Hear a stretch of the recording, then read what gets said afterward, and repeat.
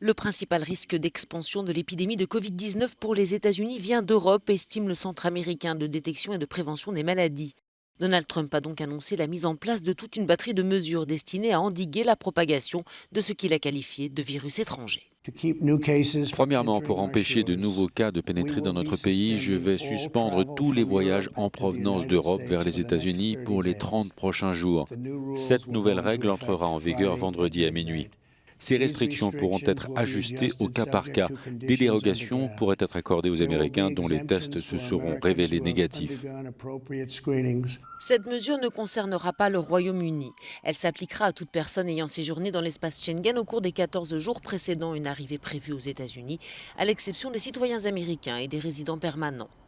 Donald Trump a par ailleurs appelé le Congrès américain à adopter rapidement une réduction des taxes sur les salaires. Objectif, aider les ménages américains à surmonter l'impact économique de l'épidémie de coronavirus.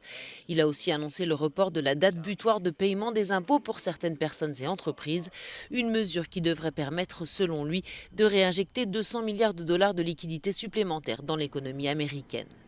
Les États-Unis ont dépassé la barre des 1300 cas d'infection. Un dernier bilan fait état de 38 morts.